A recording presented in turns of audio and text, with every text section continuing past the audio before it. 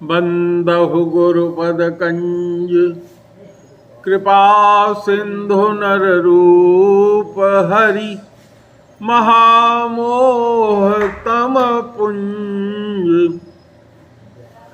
जासु वचन रवि कर निकर बंदहु गुरुपद पदुम परागा सुरुचि सुवास सरस अनुरागा गुरुबिन भवनिधि तरहि न कोई जो विरंचि शंकर सम होई।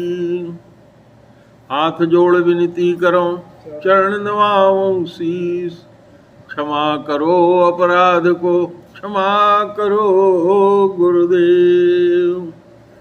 श्री राम जय राम जय जय राम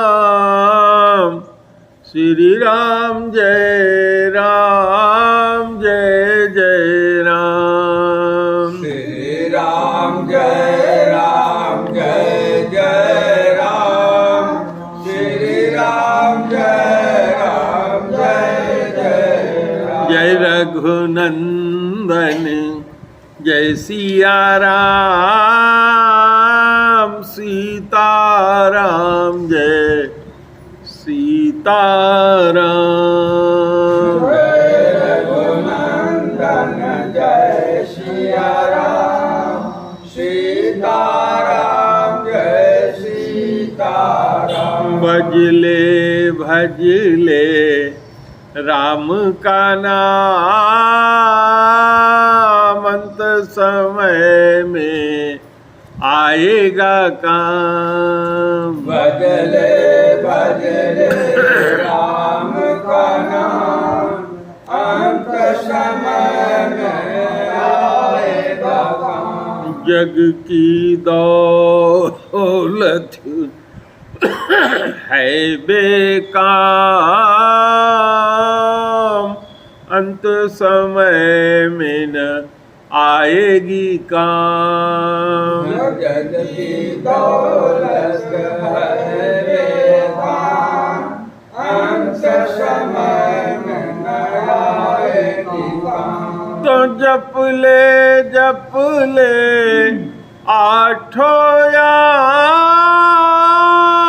राम का नाम राम का नाम। जप ले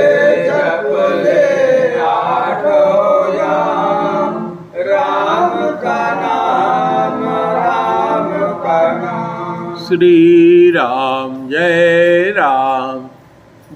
जय राम श्री राम जय जय राम श्री राम जय जय राम श्री राम जय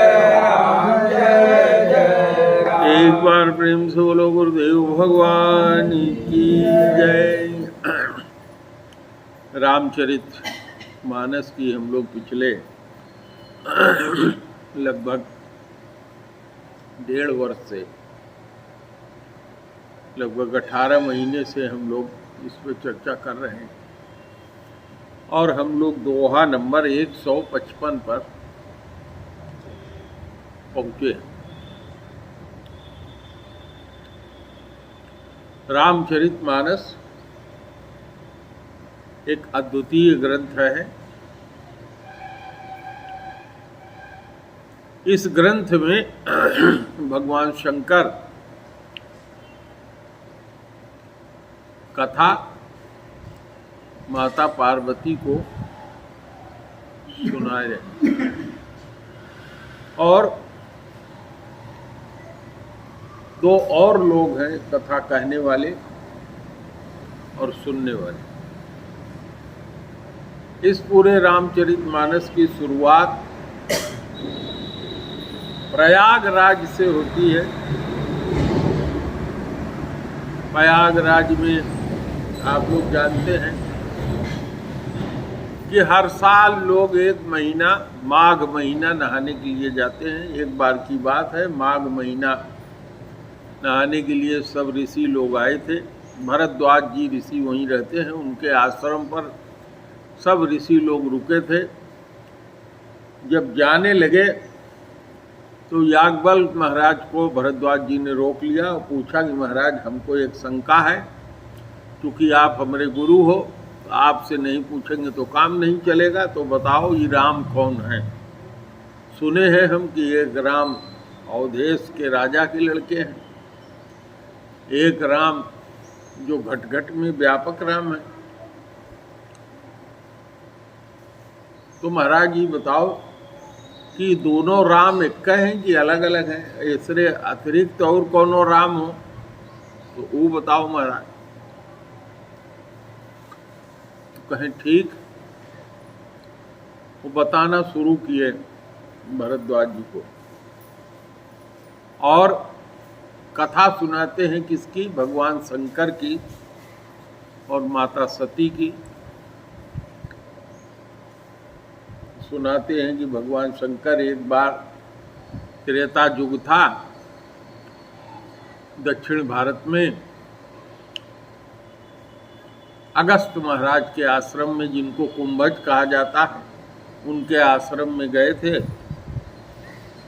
अपने साथ सती मैया को भी ले गए थे। भगवान शंकर चूंकि ईश्वर कहलाते हैं, तो हमारे आश्रम में ईश्वर आए हैं ये जान करके कुंभज जी ने पूजा किया, माता सती की भी पूजा किया। भगवान शंकर से पूछे कि हे भगवान, आप यहाँ आए हैं, बताइए क्या सेवा करूं। तो उन्होंने कहा कि आप हमको राम की कथा सुनाइए। तो राम कथा सुनाते हैं। एक महीना से ज़्यादा भगवान वहाँ रुकते हैं। माता सती की भी ऐसे ही आरती किया, पूजा किया। माता सती भी ऐसे बैठी थी जैसे आप लोग बैठे हो कथा सुनने भगवान शंकर के साथ, लेकिन उनका मन कहीं और रहता था। मन में उनके ही रहता था कि बताओ हमारे पति देव भगवान कहलाते हैं, आइए आदमी से कथा सुने आए हैं।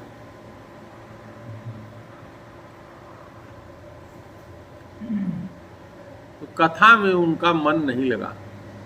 कथा किसकी सुनी जाती है ये महत्व रखता है, सुनाता कौन है इस पे महत्व नहीं होता। ब्राह्मण सुनाता है, क्षत्रिय सुनाता है, हरिजन सुनाता है, यादव सुनाता है। आपकी श्रद्धा कथा में होनी चाहिए। कथा भगवान की है। तो उनके मन में श्रद्धा नहीं हुई कथा के प्रति, और कथा के प्रति जब श्रद्धा नहीं हुई तो संयोग की बात है कि वही समय भगवान ने अवतार लिया था, राम के रूप में प्रकट हुए थे दशरथ के यहाँ। और माता कैकेयी ने वरदान मांगा था तो उनको वन में जाना पड़ा था। सीता जी का हरण हो गया था। राम लक्ष्मण दोनों सीता जी को खोज रहे थे। इस पूरी बात को भगवान शंकर जानते थे। उनके मन में बड़ी अभिलाषा थी कि काश हमारे भगवान का दर्शन हो जाता, मनुष्य रूप में आए हैं, कहीं अपनी आँखी से देख ले, तब तो आँख जुड़ा जाता। तब तक जैसे आगे चले देखे तो हर से राम जी, भगवान जो है सबके मन की बात जानते हैं, और भगवान के बहुत बड़े भक्त हैं भगवान शंकर। भगवान के भक्त जो है वैष्णव कहलाते हैं, और वैष्णवों में जो सबसे पहला नंबर है वो भगवान शंकर का है। कहते हैं कि भगवान शंकर कोई और ही नहीं, भगवान राम ही है। ब्रह्मा जी के लोक तक जितना भी लोक है, जिसको सत्य लोक कहते हैं, वहाँ तक के जितने भी जीव हैं सब मरते हैं और पैदा होते हैं, भगवान राम की माया के अधीन होते हैं। लेकिन कहा जाता है, वेद कहता है कि यदि कोई जीव 100 वर्ष तक अच्छे से पुण्य कार्य करके जीवन बीतता है, 100 बार जन्मा और 100 बार वेद के बताए नियम के अनुसार पुण्य प्रताप करता रहा, उसका पुण्य फला, तो 100 जन्म के बाद वो ब्रह्मा होके जन्म हो जाता है। हमारे आप में से हम लोग पता नहीं कितने बार ब्रह्मा रहे।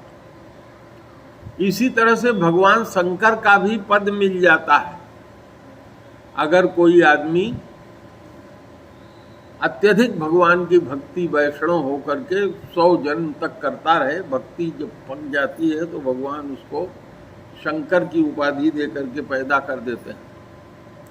भगवान शंकर और भगवान राम में रंच मात्र का भी भेद नहीं है, और जो भेद समझता है कि राम अलग हैं शंकर अलग हैं, उसको कभी न शंकर की प्राप्ति होगी और न राम की प्राप्ति। तो ज़्यादातर जीव इस कंडीशन में नहीं पहुंच पाते कि शंकर का स्थान ले सके। तो जब कोई जीव ऐसा नहीं होता कि शंकर जी का स्थान ले सके, तो भगवान विष्णु स्वयं ही शंकर जी के रूप में अवतार ले लेते। वैसे तो हम सब जीव जितने हैं सब में भगवान का ही अवतार है। गोस्वामी जी ने कहा है, ईश्वर अंश जीव अविनाशी, चेतन अमल सहज सुख राशि। भगवान के कारण ही हम लोग जिंदा हैं, भगवान की हम लोग शक्ति हैं, भगवान के अंश हैं। माता सती ने कथा नहीं सुनी कायदे से, अब भगवान शंकर ने कहा जय सच्चिदानंद। माता सती कहेंगी सच्चिदानंद तो भगवान निर्गुण निराकार अव्यक्त घट घट में बसने वाले, जिनको न कोई देख सकता है, न सुन सकता है, न बोल सकते हैं, तो ये कैसे राजा दशरथ के लड़का हो गए। भगवान शंकर से कहेंगी हे सुनो, भांग वांग तो नहीं चढ़ गई है ज़्यादा? तो कहेंगी नहीं, ये वह हैं जिनका कथवा तुम वहाँ सुनी रहो। तो वो कहे हमके तो विश्वास नहीं होता। कहे अरे वही है, बात हमारी मानो, लेकिन जो होनहार होता है होता है। सती जी के मन में शंकर जी की विचार नहीं जची। शंकर जी कहेगी जाओ तू परीक्षा ले लो। परीक्षा लेने गई, अब बन गई सीता जी। सीता जी बन के राम जी इधर से जा रहे थे, सामने से सीता बन के आई। पहले लक्ष्मण जी देखे तो लक्ष्मण जी का देखते हैं कि माता सती उमा का रूप धारण करके आ रही हैं। उमा कौन थी? जब सती जी मर गई, दूसरा अवतार ली तो उमा के रूप में अवतार ली। तो गोस्वामी जी लिखते हैं लक्ष्मण दीख उमा कृत वेशा, यानी लक्ष्मण जी देखते ही समझ गए कि अब इनके मरना है, आगे उमा के रूप में अवतार ली हैं। लेकिन भगवान के डर के मारे कुछ बोले नहीं, चुप्पे रहे। तब तक भगवान देखे तो भगवान कहे अरे मैया, तू ये बियाबान जंगल में अकेले कहाँ टहरत हो? अरे हमरे भगवान शंकर बैल पे चढ़े वाले कहाँ हैं? तू अकेले काहे वन में घूमत हो? तो कहीं हमारी चोरी तो पकड़ी गई, हम सीता बन के आए थे कि समझिए सीता हैं, कहेंगी मिल गई सीता, पकड़ी गई। और जब पकड़ी गई तो भगवान थोड़ा सा अपना माया दिखाई दिए। जहर देखे वहर राम लक्ष्मण शंकर सीता अपनों के देखे कि हम शंकर जी के साथ सैकड़ों हजारों स्वरूप में अपने की देखी। पगला गई, चक्कर आ गया, आंख बंद के बैठ गई और कही कि हे भगवान, हम गलती किए, हम मान लिए कि तू ही भगवान हो, अब हमरे गलती के माफ करो, आई माया अपन हटा लो। तो भगवान माया उठा लिए। माता सती भगवान के पास गईं, लेकिन भगवान का सील बहुत उच्च था।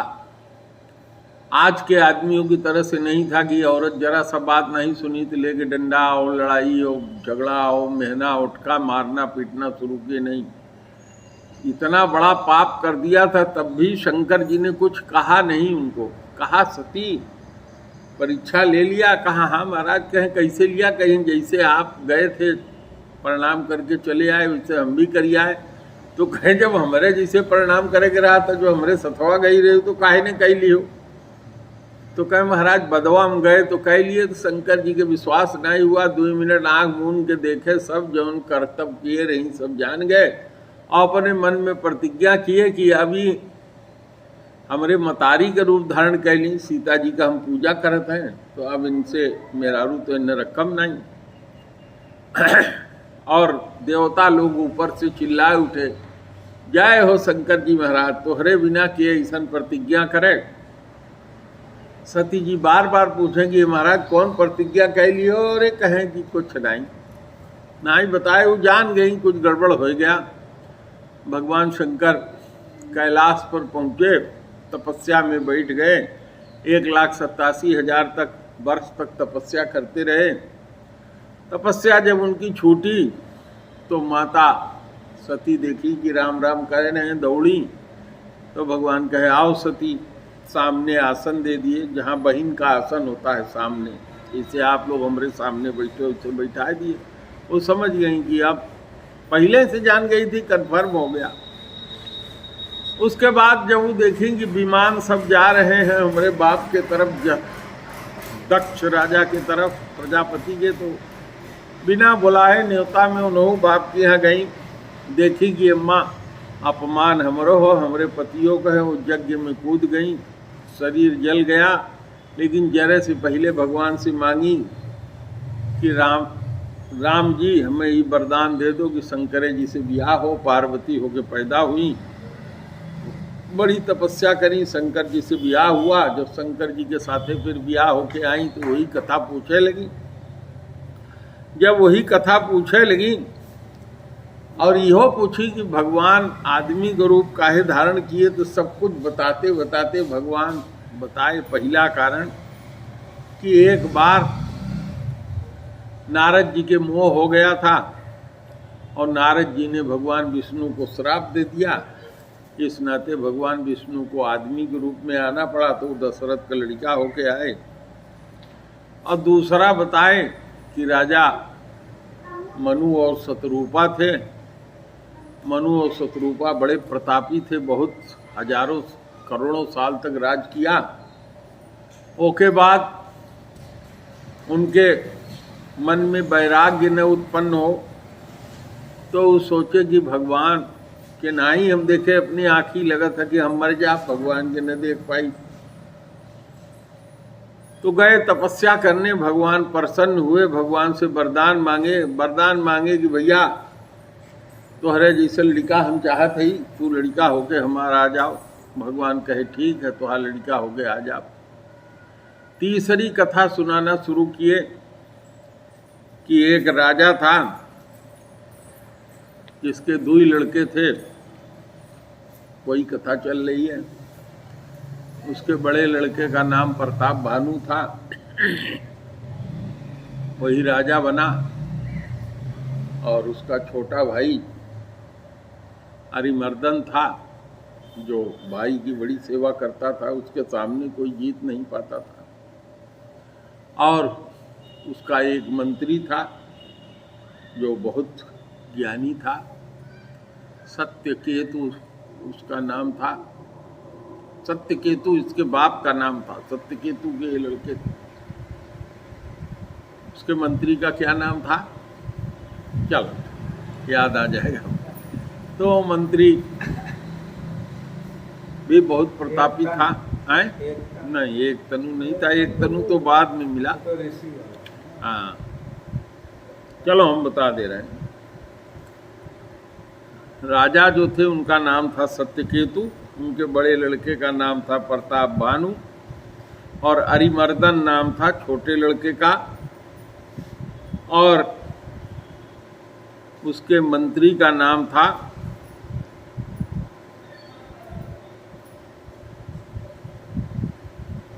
धर्मरुचि। उसके मंत्री का नाम था धर्मरुचि, धर्म में उसकी रुचि थी। तो इन्हीं की कथा चल रही थी। उसने पूरे विश्व को जीत लिया। इससे पहले वाले दोहा में हमने सुनाया था, प्रताप भानु ने स्वस विश्व करी बाहुबल निज पुर कीन प्रवेश, अर्थ धर्म काम आदि सुख से वही समय नरेश। और प्रताप भानु राजा जो था सारे विश्व को जीत लिया, अकेले राजा हो गया और अपने नगर में प्रवेश किया। अर्थ धर्म काम मोक्ष, मोक्ष बाकी रह गया था, अर्थ धर्म काम सब तरह से वो सुख भोग रहा था। और प्रताप भानु का बल पाकर के धरती कामधेनु की तरह हो गई। कामधेनु वो गाय होती है जौन मांगो तौन दे देते, वही तरह से धरती सुखी हो गई। अन्न धन इतना देने लगी कि जनता बिल्कुल सुखी हो गई, सारी प्रजा सुखी हो गई। लोग जो उसके नगर में निवास करते थे सब धर्म को मानने वाले नर नारी सब थे। और जो सचिव धर्म रुचि था वो नई नई नीति बना के जनता के हित के लिए रोज रखता था, जिससे जनता का कल्याण हो और हित हो। तो जितने गुरु थे, जो उनके गुरु थे, संत थे, पितर थे, महादेव जी थे, सबकर सेवा राजा करता था। जितने तरह का यज्ञ वेद ने बखाना है, बताया है, वो सब राजा ने किया। प्रताप भानु ने नाना प्रकार का दान प्रतिदिन करता था और रोज अपने दरबार में बैठ करके वेद पुराण शास्त्र सब सुनता था। तो इतना तक कथा हो गई थी। अब आज यहाँ से शुरू होनी थी। जहाँ लगी कहे पुराण श्रुति एक एक सब जाग, जाग मानी यज्ञ। जहाँ तक पुराण और श्रुतियाँ हवन यज्ञ बताती हैं, जौन भी हवन और यज्ञ 12 सहस्त्र सहस्त्र निप, हजार हजार बार वो यज्ञ को इसने राजा प्रताप भानु ने किया। एक बार नहीं, एक एक हजार बार। अब किए सहित अनुराग, प्रेम के साथ किया। जैसे आप लोग देखिए दादा यहाँ हम लोगों को प्रेम से कर रहे हैं, खिला रहे हैं, कोई भार नहीं समझ रहे हैं कि लोग आ गए बवाल हो गया। ऐसे प्रेम सहित राजा ने सब देवताओं को आहुति दिया, अनुराग के साथ सबको खिलाया पिलाया, सेवा किया। और अपने भक्ति के 2 लक्षण होते हैं। एक तो भक्ति करने का लक्षण ये होना चाहिए कि भक्ति निरंतर होनी चाहिए। ये नहीं कि आज भक्ति कह लिया और 24 घंटा पाप कर रहे हैं, कल फिर भक्ति नहीं कर रहे हैं, 3 दिन बाद फिर भक्ति कह लिए। नहीं, भक्ति अप्रतिहता माने निरंतर होनी चाहिए, रोज भक्ति हो और बिना फल के होनी चाहिए। माने कुछ भगवान से मांगे नहीं, भगवान या गुरु की भक्ति करे लेकिन ओकरे बदले ही ना माने कि पर भगवान हमारी हो जाई तो के ही चढ़ाई भी हो जाई तो ही चढ़ाई ना। तो भक्ति के ये 2 लक्षण हैं। एक तो भक्ति बिना कामना के करें, दूसरे भक्ति निरंतर करें, और तीसरा लक्षण ये है, तीसरी चीज याद कर लीजिए कि केवल एक की ही भक्ति करे, चाहे गुरु की करे चाहे भगवान की करे। जिस भगवान की करे, चाहे राम की करे चाहे कृष्ण की करे, एक ही की करे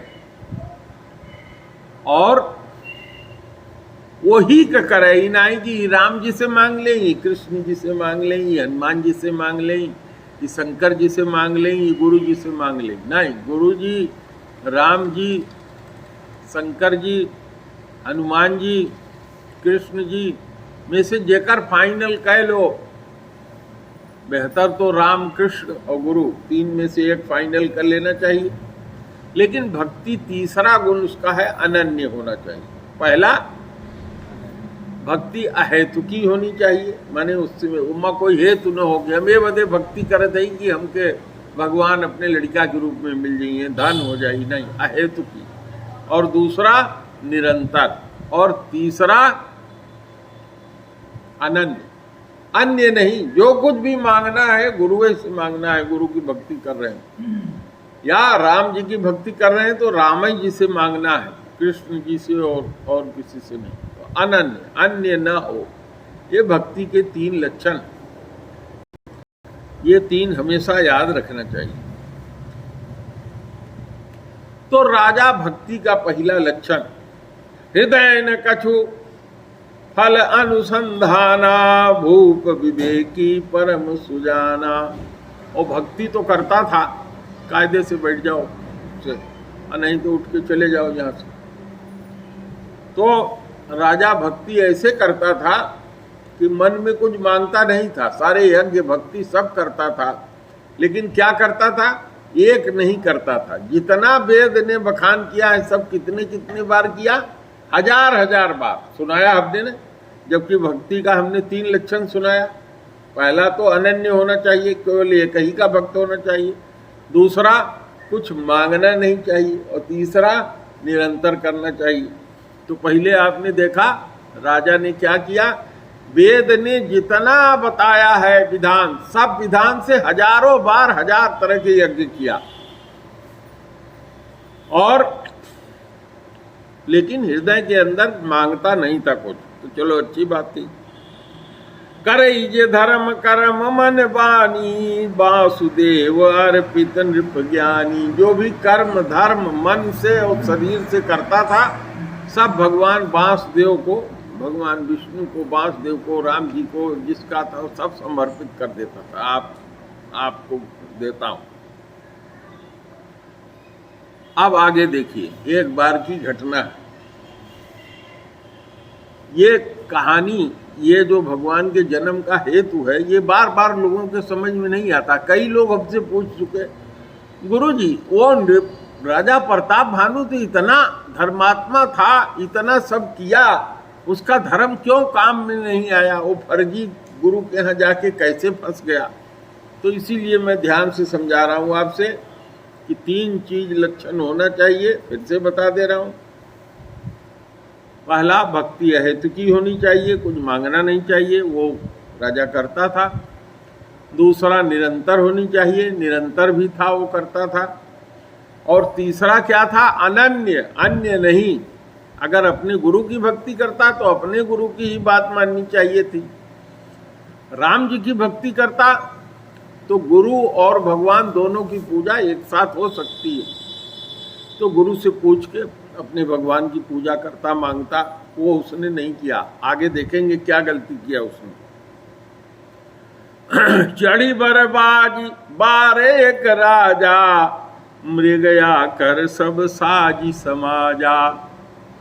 वन में शिकार करने के लिए एक बार राजा घोड़े पर चढ़ करके अपनी सेना और सब कुछ ले करके वन में शिकार खेलने के लिए गया। ध्यान दीजिएगा। विंध्याचल गंभीर बन गयऊ, विंध्याचल के गंभीर वन में गया। यानी वन कैसा था, गंभीर था, बहुत घना था, सघन था। और आगे सुनिए, मृग पुनीत बहुमारत भयऊ।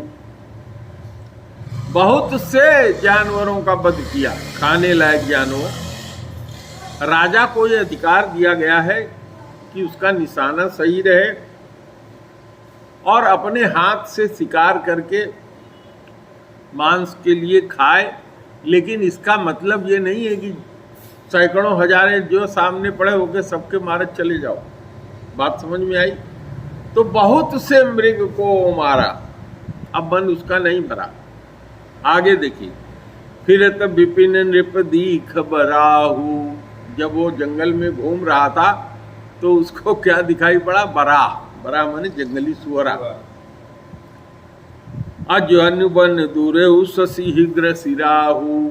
ऐसा लग रहा था कि जैसे राहु होता है ना, राहु क्या करता है, चंद्रमा सूर्य को ग्रस लेता है। तो उसका इतना बड़ा थूथुन था, थूथुन से निकला हुआ उसका जो दांत था, उसके ऊपर उसकी खोपड़ी थी इतनी बड़ी, इतना भयंकर कि लगता था कि राहु ने चंद्रमा को अपने मुंह में समा लिया है और समा करके यहाँ आ गया है धरती पे और जंगल में छिप गया है। इस चौपाई का यही मतलब है। बड़ विदु नहीं समात मुख माही। ऐसा लगता है कि चंद्रमा बहुत बड़ा है, उसके मुंह में समा नहीं रहा है। अमनहु क्रोध बस उगलित नाही। मानो क्रोध के बस में चंद्रमा को पकड़े है और उगलना नहीं चाहता। ये उपमा दिया गया है। माने उसका चेहरा इतना विकराल और इस तरीके का था, देख के उसको ऐसा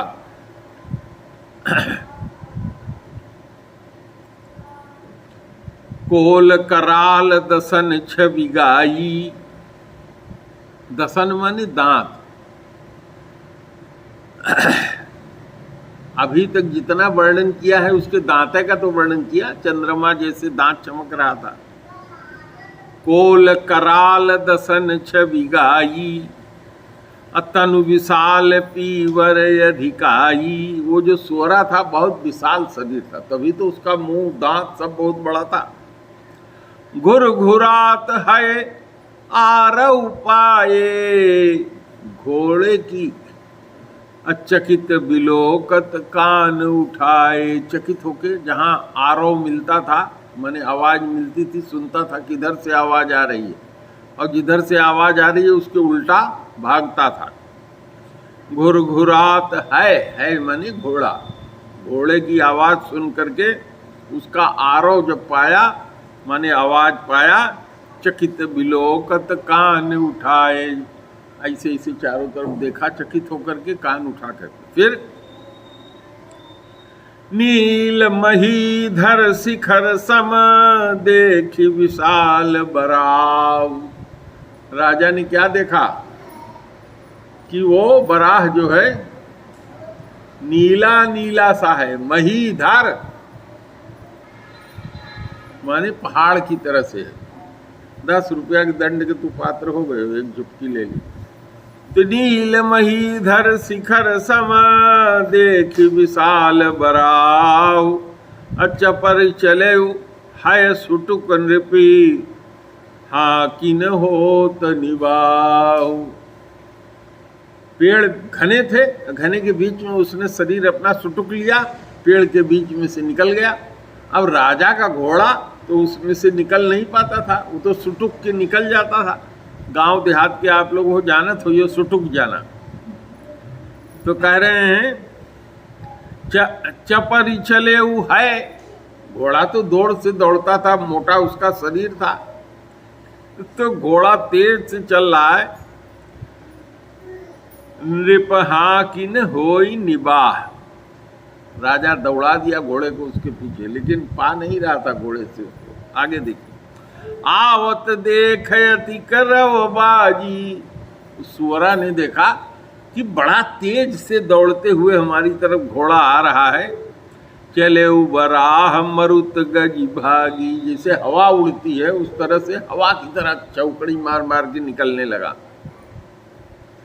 तुरत कीन नृप सर संधाना। राजा जो था प्रताप भानु देखा कि जा रहा है, बस बाण चढ़ाया। एक गुण और था प्रताप भानु का कि बाण मारता था, उसका बाण कभी खाली नहीं जाता था।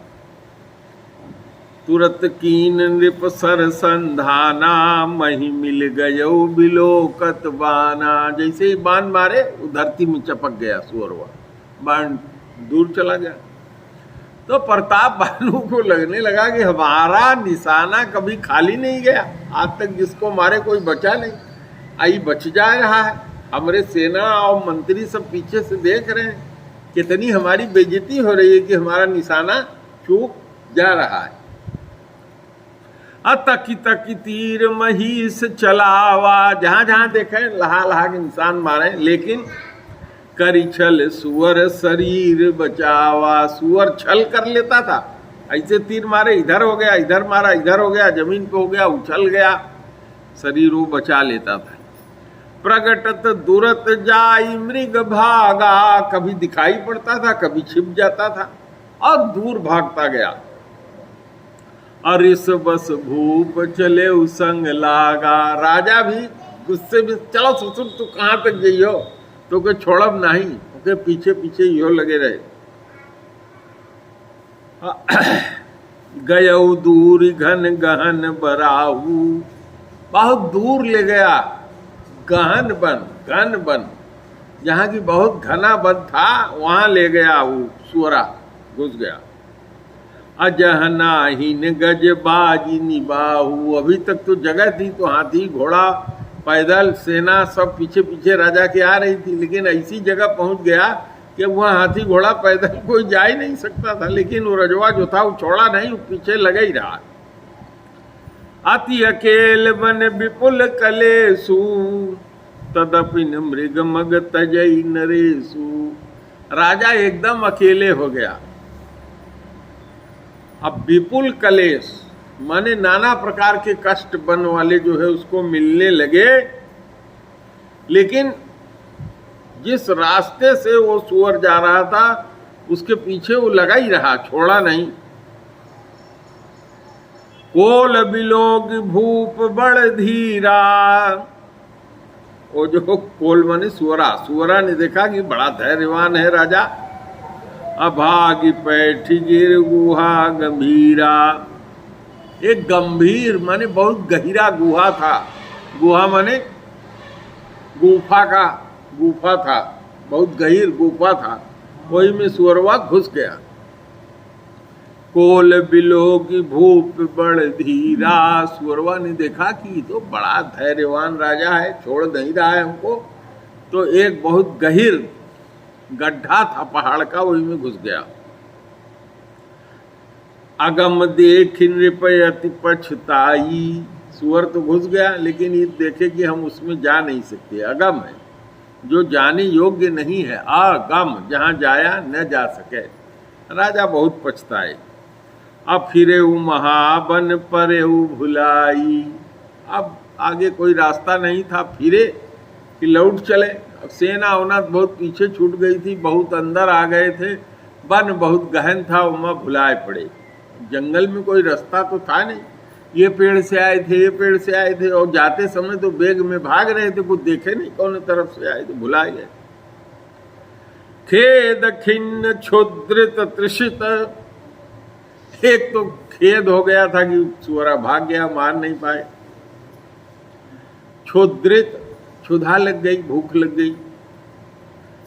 तृषित, प्यास लग गई। भाई इतना दूर तक दौड़ के गए, जहां तक घोड़ा चला घोड़ा से गए, उसके बाद पैदल दौड़े ओकरे पीछे, तो प्यास भी लग गई, थक भी गए। राजा बाजी समेत, घोड़वा भी प्यास गया, राजा भी। अखोजत व्याकुल सरित सर, जल बिन भयउ अचेत। अब घोड़ा के हाथे में पकड़ के खोजने लगे कि कोई तालाब मिल जाए, कोई नदी मिल जाए, नहीं तो बेहोश होकर गिर जाएंगे। अचेत वाली स्थिति आ गई, कुछ समझ में नहीं आवे, कहाँ जाई, कहाँ करी, कहाँ खोजी, कहाँ मिले पानी पी। फिर तभी पिने आश्रम एक देखा, वही जंगल में जा रहे तो देखा एक आदमी मड़ई लगाए बैठा है, आश्रम है। तह बस नृपति कपट मुनि वेशा, वहां पर एक राजा जो इनसे हार गया था, तो बेचारा करता का वही कठोर जंगल में जाके राजा कपट मुनि बन करके, कपटी मुनि, नकली साधु बन के वही में अपन गुजारा कर रहा था। जासु देश नृपलीन छड़ाई, ये वही राजा था जिसको हरा करके ने उसका देश छीन लिया था प्रताप भानु ने। समर सेनी तज गयऊ पराई, इधर गोंडा पड़ोस में है ने, यहाँ कहते हैं लड़े वीर भागे वीर, है ने, कहते हैं कि या तो लड़े वो वीर, या भाग जाए, बचे रहेंगे तो आगे फिर लड़ लेंगे, है ने। हाँ, समय प्रताप भानु कर जानी, आपन यति असमय अनुमानी। रामपाल दादा भी सो लिए, 10 रुपया पेनाल्टी इन्हों को लिख लो। ऋष उस मारु गया उन गृह मन बहुत गलानी, मिलान राज ही नृपय अभिमानी। अपना बहुत अति खराब समय जान करके वो राजा उसी जंगल में रह गया, अपने गांव अपने घर राजधानी में नहीं गया। वो नकली राजा जो नकली वहाँ साधु बन के था। गयउन गृह मन बहुत गलानी, मिलान राजहि नृपय अभिमानी। वही जो वहां नकली साधु था और न तो अपने घर गया और न कोई माफी मांगने प्रताप भानु के यहाँ गया कि हमारा राज लौटा दो, हम तोरे अंडर में रहेंगे। मतलब वो ऐसा राजा था कि अब हमार दुर्दिन आया है, कुछ दिन कहीं और काट लो, जब मौका आई तो देखा जाए। बाकी जितने राजा थे सब जाके कर ले लेके कि राजा, तो बड़ा राजा वो हो गया, छोटा सबके दे दिए, लेकिन वो गया भी नहीं। वो जो जंगल में रह रहा था, बहुत अभिमानी था, वो नहीं गया। रिस उस मारी रिस उर मारी रंक जिमि राजा, विपिन बसई तापस के साजा। वो जो राजा था बहुत गुस्सा था उसके शरीर, लेकिन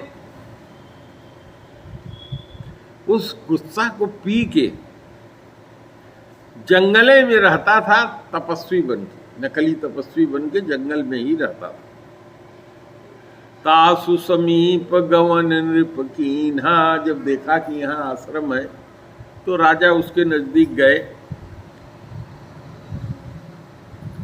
तासु समीप गवन नृप कीन्हा, यह प्रताप रविते ही तब चिन्हा। वो रजवा जो नकली साधु बना था पहचान गया कि जो आया है ये वही प्रताप भनुआ है जो हमको हराया था। ठीक, राउत नहीं सो पहचाना। राजा प्रताप भानु तो भूख प्यास के मारे एकदम व्याकुल थे, परेशान थे, ही नहीं पहचान पाए कि वो रजवा है जो कि हम भगाए रहे। अगर वो थोड़ा सा भी ध्यान देते तो उनको याद आ जाता कि 1000 राजा के हम हराए थे, 9999 तो हमारे पास लौट के आए, एक मिला नहीं लौटा। एकर भी ख्याल वो अपने दिमाग से निकाल दिए। बहुत दिन तक नहीं आया तो समझे मर गया होगा या जो कुछ भी हो। बड़ा आदमी छोटे का कभी ख्याल तो करता नहीं, जिसको हरा दिया उसका कौन ख्याल करता है। राउत ऋषित नहीं सो पहचाना, देखी सुबेश महामुनि जाना। जितने नकली साधु हमरे जैसे होते हैं वो बहुत बढ़िया कपड़ा लत्ता, खूब बाल जटा बढ़ा के टीका मटीका लगा के अच्छे साधु बन जाते, जे देखे थे भरम आ जाए। उतरी तुरगते कीन प्रणामा, परम चतुर न कहु निज नामा। राजा चतुर थे ही, घोड़ा से उतर के, नियम यही है कि साधु को प्रणाम करना चाहिए, उतर के गए, प्रणाम किए। राजा बहुत चतुर थे इसलिए अपना नाम नहीं बताए कि हम कौन हैं। भूप तृषित बिलोकित ही, सरबरु दीन दिखाई। वो नकली जो साधु था उसने देखा कि राजा बहुत प्यासे हैं, तो ऐसे अंगूरी से दिखा दिया था, देखो वो तालाब है, बहुत सुंदर तालाब, साफ, यही में हम पानी पिए थे, जाओ यही में पानी पिया और नहाए आओ। हम जो चौपाई कह रहे हैं इसमें कुछ अपने तरफ से भी जोड़ के अच्छा लगे इसलिए अर्थ आप लोगों को बता दे रहे हैं। जो उसमें लिखा है खाली वही का अर्थ नहीं बता रहे हैं, कुछ और भी इसमें बोल दे रहे हैं। भूपति तृषित बिलोकित ही, सरवरु दीन दिखाई। मज्जन पान समेत है, कीन निपति हर साय। राजा वहां गया जहां तालाब दिखाए थे, बहुत खुश हुआ और अपने पानी पिया, घोड़ा को पानी पियाया और बहुत प्रसन्न हुआ। ठीक, अब लौटा। गए श्रम सकल दुसुखी नृप भयऊ। श्रम माने जितना मेहनत हुई थी, थकान थी, वो चली गई, राजा सुखी हो गया। निज आश्रम तापस ले गयऊ। इस चौपाई से ये लगता है कि उनको नहलाने के लिए वो नकली सधुइया जो था साथ साथ गया था, तो जब नहा वहा लिए और थकान मिट गई तो फिर अपने आश्रम में वो लौटा के ले आया। ये चौपाई से अर्थ यही निकलता है। गए श्रम सकल सुखी नृप भजऊ, निज आश्रम तापस ले गयऊ। अभी तक हम यही समझते थे कि वो पानी पी के लौट के आए, लेकिन आज आप लोगों के साथ पढ़ते हुए गंभीर अर्थ इसका मेरे समझ में आया कि वो तापस जो था वो भी साथ गया था, लौटा के ले आया। आसन दीन आस्तर भी जानी, जब तक इतना सब होए तब तक सूरज डूब गए थे, अस्त हो गए थे। तो उसने आसन दे दिया, महाराज कृपा बैठो चाहे लेटो।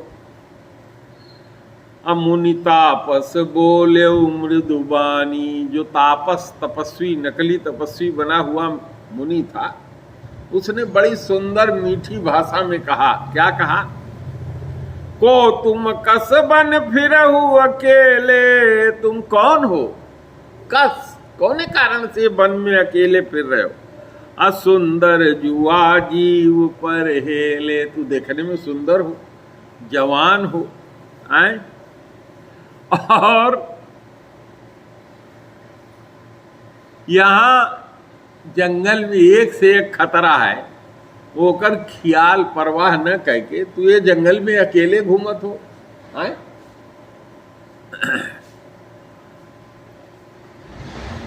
तो कहे को तुम कसबन फिरहु अकेले, सुंदर जुआ जीव पर हेले। कुर्सी दे दो।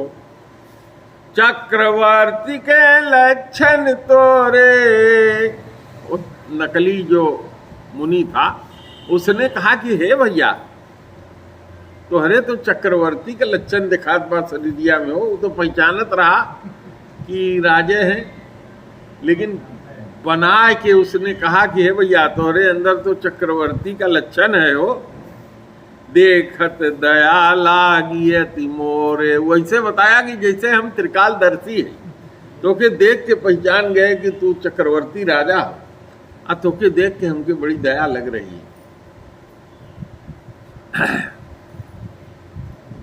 नाम प्रताप भानु निशा, तासु सचिव मैं सुनहु मुनीसा।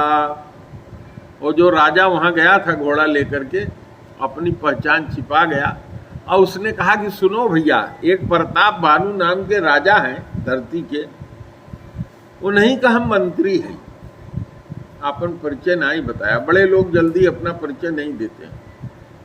अब फिरत हेरे फिर भुलाई, यो देखो गलत बोला, क्योंकि अहेर खेलने तो खाली राजा ही जाते हैं, मंत्री उंत्री तो साथ में जाते हैं। तो कहे फिरत हेरे परे भुलाई, बड़े भाग देखे उपद आई। कहा अहेर खेलते खेलते भूल गए, अब बड़ा भाग्य हमारा रहा कि तुहार दर्शन मिला। निशा घोर गंभीर बन, कहा कि हमार भाग्य है कि तुहार दर्शन हुआ। हम कह दुर्लभ दरस तुम्हारा, राजा भी बना के कहे कि हे महाराज मुनिवर, हमारे लिए तो आपका दर्शन बहुत दुर्लभ है, कहाँ मौका मिले कि तुहार दर्शन पाएंगे। अजानत हूँ कछु भल हो निहारा, लेकिन अब तुम मिल गए हो ऐसा साधु, तो लगा था कि हमारा कोई भलाई होए वाली आए। कह मुनि तात भयउ अंधियारा, जो नकली सदुइया था वो कहा हे राजा, हे तात, हे भाई, अब अंधियार हो गया है। अजोजन 70 नगर तुम्हारा, यहाँ से 70 जोजन तुम्हार नगर है। एक जोजन माने 3 को, 70 जोजन का मतलब 210 किलोमीटर। और आगे क्या कहता है? निशा घोर गंभीर बन। अब इसको सही ही मत समझिए, वो जो नकली साधु था, हो सकता है अपने तरफ से कुछ बढ़ा भी दिया हो, क्योंकि वो चाहता था कि राजा यहाँ रुकाए, है ना, हमार बात सुने, हमारे यहाँ हमार सेवा ले, समझा तो ना। तो यहाँ जो लिखा है, इससे हम यही अर्थ लगाते हैं कि कुछ इसमें वो बढ़ा के भी बढ़ाया बताया होगा कि जा न पैयो, कितनो मेहनत कर लो रात भरे में जा न पैयो। निशा घोर गंभीर बन, पंथन सुनहु सुजान। हे ज्ञानवान महाराज, हे ज्ञानवान व्यक्ति, निशा घोर, पहले तो अंधेरा, बहुत अंधेरा है, घोर और गंभीर वन है। निशा घोर माने बहुत गहरा अंधेरा है, और वन भी बहुत गंभीर है। माँ कहाँ कांटा है, कहाँ कूसा है, कहाँ शेर है, कहाँ बाघ है, कहाँ लोमड़ी है, कहाँ भालू है, और कहाँ डार के ऊपर से चढ़ के आक्रमण करे वाले तेंदुआ है, उस डाल पर से आक्रमण कर देते। तो महाराज गंभीर वन है। पंथन सुनहु सुजान, एक ज्ञानी महाराज, एक ज्ञानी, कोई ऐसा रास्ता नहीं है जो हम बता दें यही के पकड़ के चले जाओ। ये सब दिक्कतें हैं। अब सहुआज अस जानी तुम, कहा कि अब आज हमारे यहाँ रुक जाओ। क्या जान के? बसहुआज अस जानी, जो ऊपर बताया कि बहुत अंधेरा है, गंभीर वन है ना, कोई रास्ता नहीं है। कहे से करे कारण तू आज यहाँ रुक जाओ। बसहुआज अस जानी तुम, जायहु होत बिहान। जब बिहान हो जाई तो जैसे बिहान हुई वैसे चले जाओ। अब गोस्वामी जी क्या कहते हैं?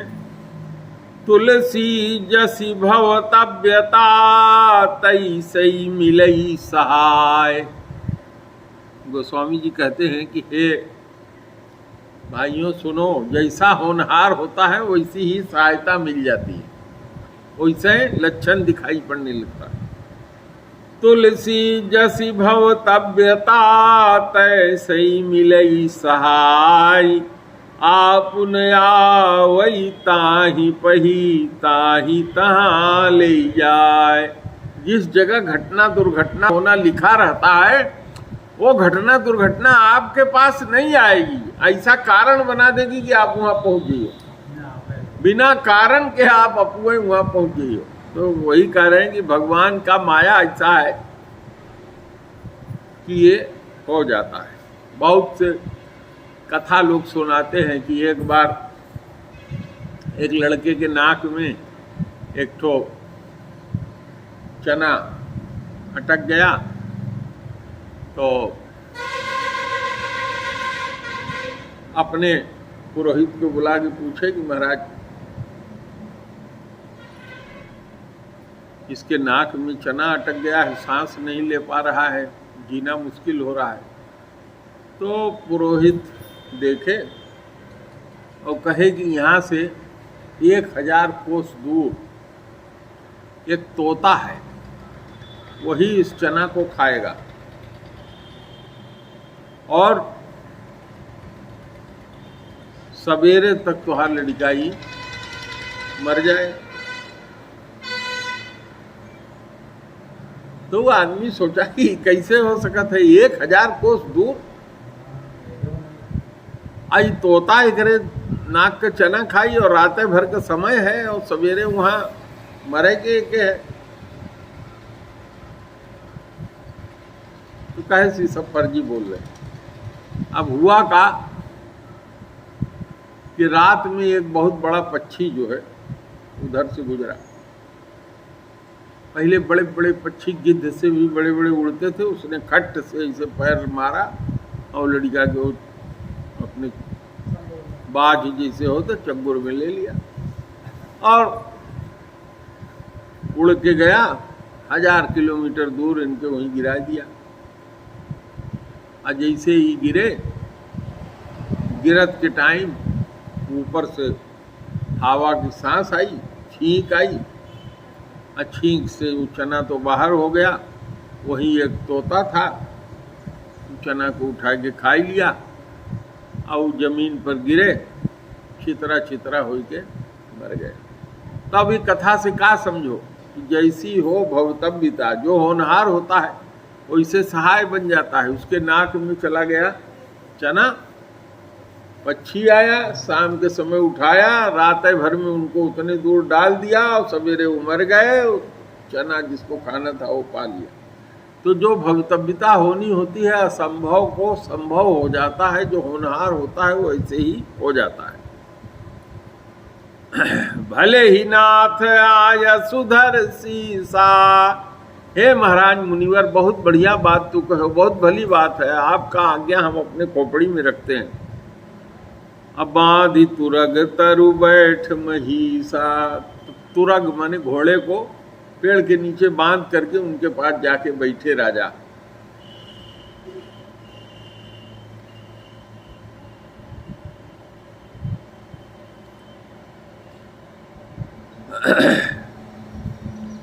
नृप बहु भांति प्रशंस्य उताही, चरण बंदी निज भाग सराही। जो राजा प्रताप भानु गए थे, वो जो नकली साधु था, उसकी बड़ी प्रकार से प्रशंसा किया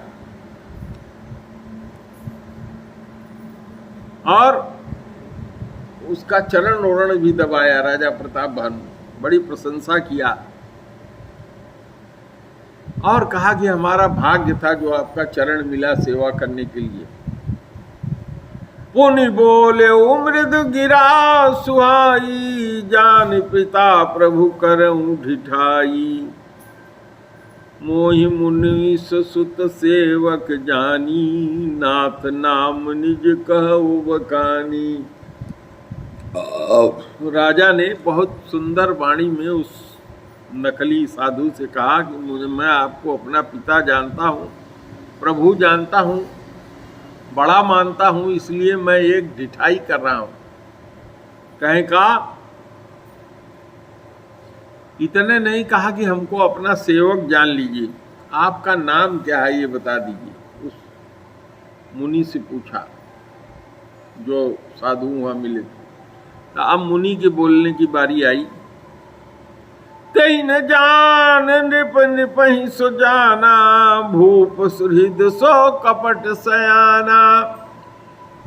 राजा तो उसको जान नहीं पाएगी कौन है, लेकिन वो जो फर्जी साधु था वो जान गया कि ये कौन है। और आगे कहते हैं, बैरी पुनि छात्री पुनि राजा, छल बल कीन चहई निज काजा। तो वो जो नकली साधु बना था, एक तो बैरी था माने दुश्मन था, दूसरे जात से छत्री था, सूखा हुआ पतलो, 100 साल का अगर पड़ा हो, अंगुली पड़ जाए तो काट देगा। इसी तरह से छत्री से अगर कोई बुराई रखे हो, 1000 साल बाद भी अगर मौका पा गया तो अपन बैर निकालेगा जरूर। यही लिखते हैं, बैरी पुनि छत्री पुनि राजा, ऊपर से राजा। छल बल कीन चहई निज काजा। वो जो साधु बना था उसके लिए कह रहे, छल के बल से अपना काम करना चाह रहा था। समुझी राज सुख दुखित राती। पहले राजा था तो कितना सुख मिलता था। वो नकली साधु जो पहले राजा था तो राजा वाला सुख पाता था। अब उस सुख दिमाग में याद करता है तो उसका मन जो है दुखी हो जाता है। आवा अनल ही वो सुल गई छाती, आग लग जाती थी, यही हमको हराया। कैसे हम बढ़िया राजा थे, आवा जैसे दहकत है वो तरीके से उसका छाती दहकने लगता था। सरल बचन नृप कै सुनिकाना। राजा बहुत सरल स्वभाव से अपनी बात बोले। बैर संहारी हृदय हर्षाना। जो उसके अंदर बैर था उसको संभाला उसने और हृदय में बहुत हर्षित हुआ। कपट बोरी बानी मृदुल बोले जुगुति समेत, नाम हमार भिखारी अब निर्धन रहित निकेत। सियावर रामचंद्र की जय। अब जिसको भक्ति होगी अगली कथा आगे सुनने के लिए आएगा। तो श्री राम जय राम, जय जय राम, श्री राम जय राम, जय जय राम, श्री राम जय राम, जय जय राम, श्री राम जय राम, जय जय। जय रघुनंदन जय सिया राम, सीताराम जय सीताराम। जय रघुनंदन जय सिया राम, सीताराम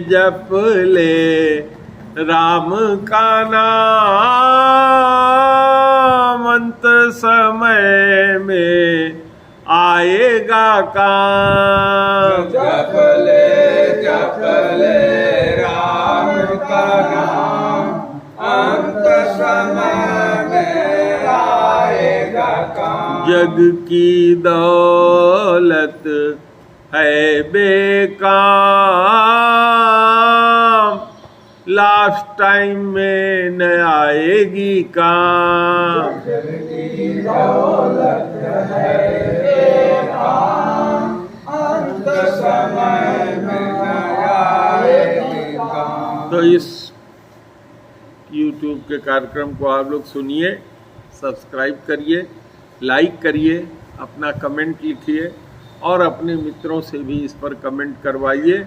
और अगली कथा आपको फिर रविवार को मिलेगी। आप सब लोगों को बहुत बहुत धन्यवाद।